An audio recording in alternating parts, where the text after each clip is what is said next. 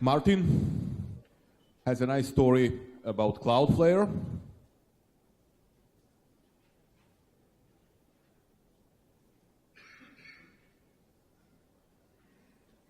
About denial of service mitigation.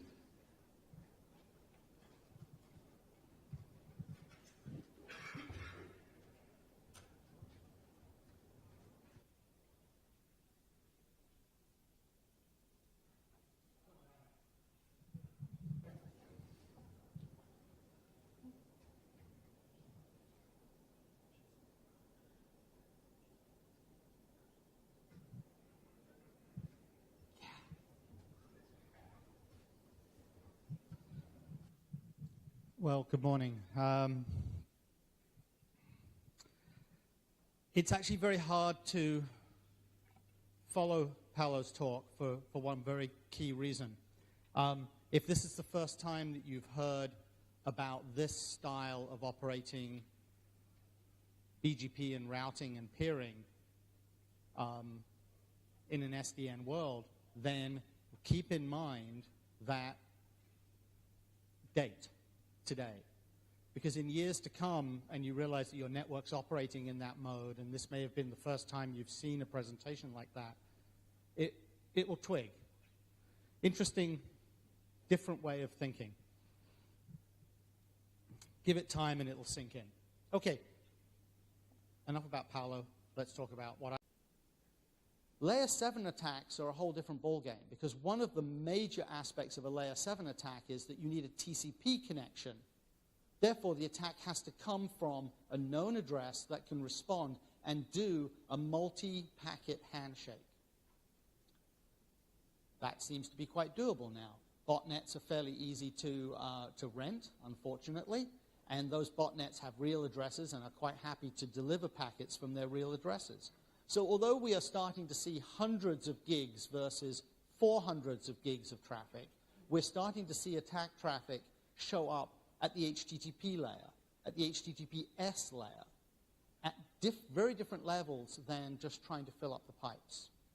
And what they're trying to do is they're trying to exhaust the CPU, as I said before. So we're seeing interesting things like picking a complicated cipher for an HTTPS request, or putting something into that cipher that involves a longer compute path inside the server, just eating up the compute power as opposed to the bandwidth. Obfuscating it or dealing with it with our environment is to, well, let's put a marketing hat on. Let us deal with this. We know how to deal with this. We've distributed. But that's not the part of my talk. I want to get back to the technology part. Because I want to talk to you about what some of these attacks actually are, and in a way explain how silly some of these attacks are, and yet how effective. Let's look at the DNS attack, because this one I scratched my head on and sort of said, really? That simple?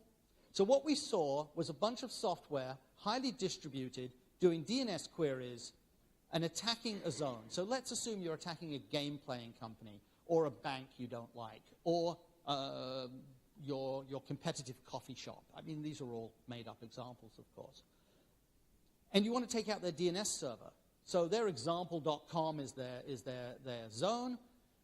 So you put these requests in, sorry, they may not be 100% readable, random 6-character zones, A, B, C, D, E, F, .example.com, immediately followed by LMNOPQ, .example.com. Repeat, repeat, repeat, repeat. The goal here is to exhaust the memory of the DNS server, to continuously fill it up with obviously non-existent responses. But DNS servers are really clever because they don't like doing something twice.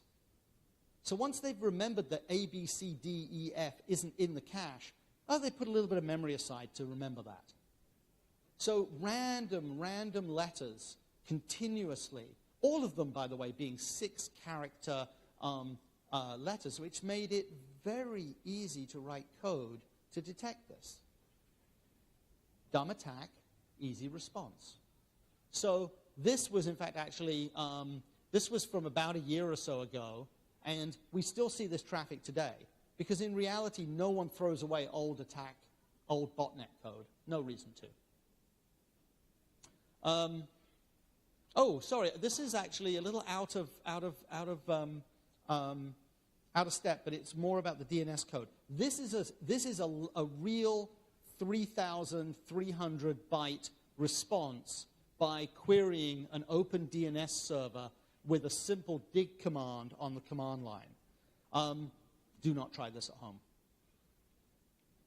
So this simple dig, and I picked, we pick isc.org. There's nothing wrong with isc.org in any way. These are good guys. The thing that's wrong is the @ sign here. The @ sign is the IP address of a an open resolver. So although I'm doing this command from some random place and a few extra parameters there are simply making sure that I get a nice big response. And in this case, I'm not trying to spoof anything IP-wise. I'm just trying to get the response. I get back this much data, which obviously has to use an amazingly small font to show up. But one simple 64-byte query, one 3,300 request. This again, this is why it's out of order. This is a volumetric attack. Let's go back and talk about layer 7. So this is one of the other ones that came out. Last year was a bad year for SSL. If you were running a secure website, then you were definitely updating software on a regular basis. We started with Heartbleed as a buffer overflow issue. We went through many. This is shell shock. Now, shell shock is particularly bad because it will let you, in theory, get access to somebody's remote computer. So this isn't so much even a volumetric attack or a CPU attack. This is simply, I want control of your server. That is probably the worst thing to happen in various ways. So shell shock was nothing more than a set of simple headers inside an HTTP request or an HTTPS request.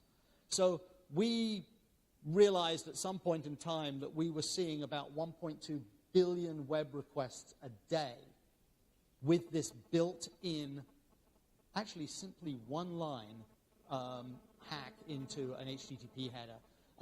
They came from various places. We still don't know why there were more coming from France than anywhere else. This graph doesn't do a brilliant job of explaining to you what really was happening, but it was pretty continuous with the occasional jump of people trying different stuff. But layer 7 is a real DDoS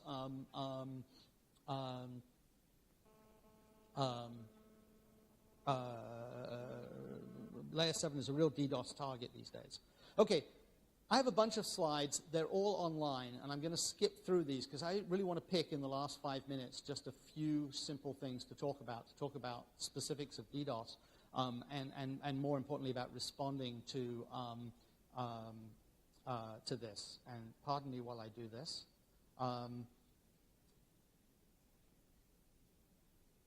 Right.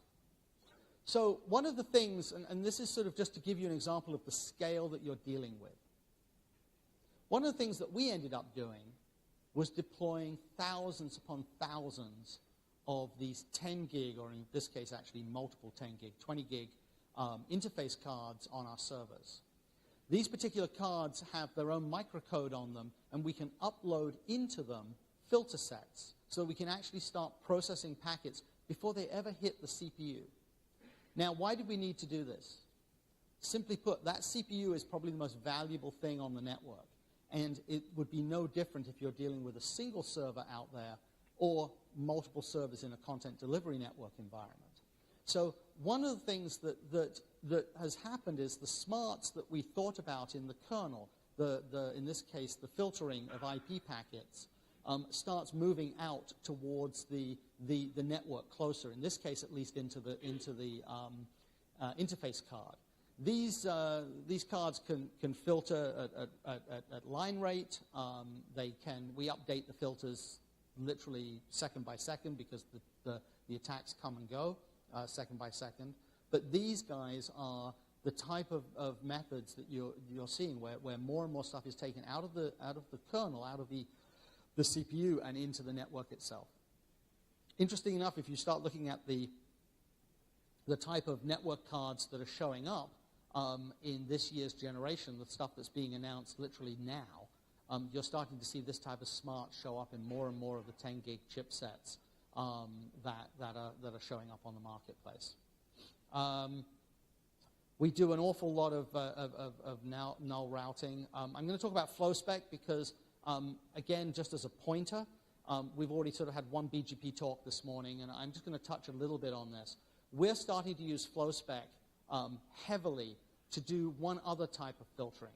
When we want to install BGP filters on, or at least packet filters on many, many, many routers within inside our BGP network, we're starting to inject them via FlowSpec as opposed to going to the command line or going to some CLI or API into the routers. So if you have an interest in looking at sort of the filter sets that you can use in this, FlowSpec is an easy search online. RFC 5575 is a great start for this. There is some good examples out there of how to use it, but it is actually a non-trivial step to go this route.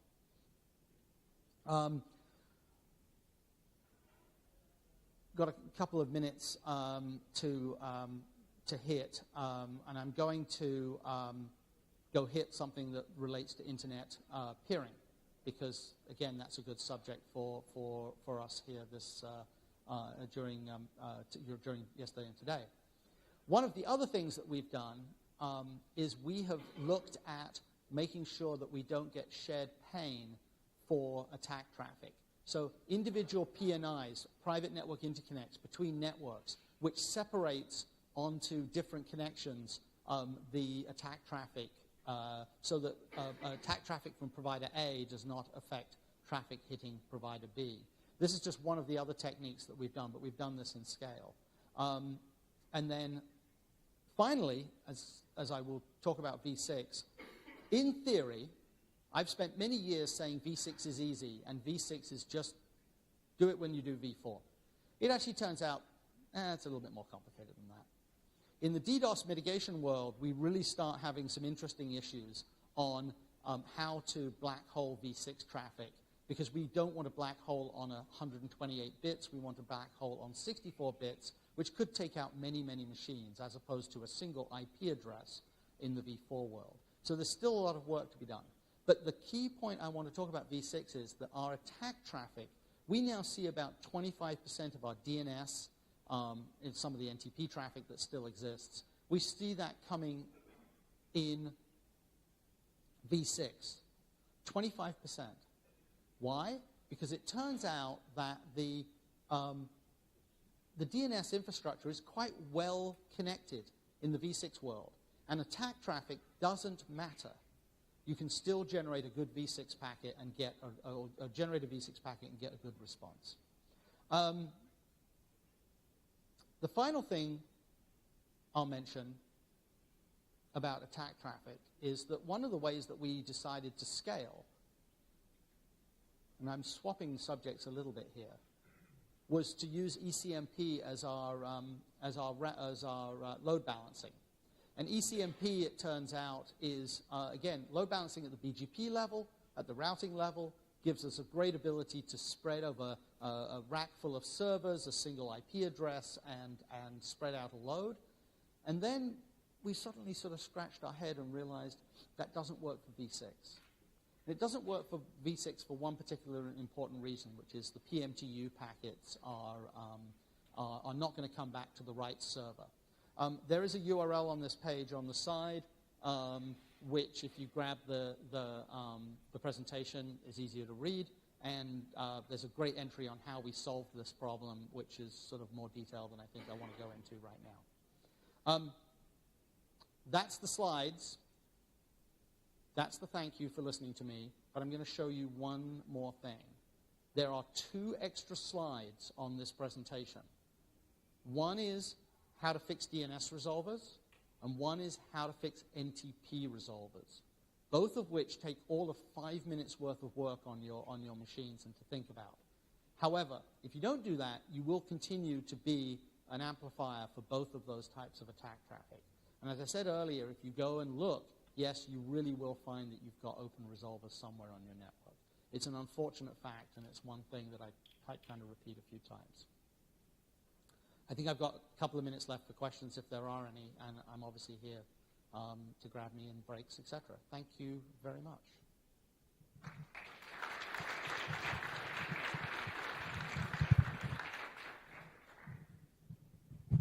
Thank you, Martin. Impressive talk. Any questions? Last chance.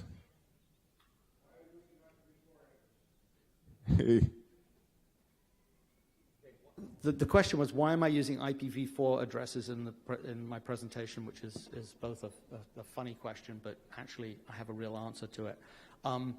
The majority of volumetric attacks are still coming in on v4. So from a majority answer, I'm covered by you. I will edit the slides for future reference so they have a v6 attack IP address. I just have to find a network that's actually capable of doing that. Thank you. Thank you, Martin.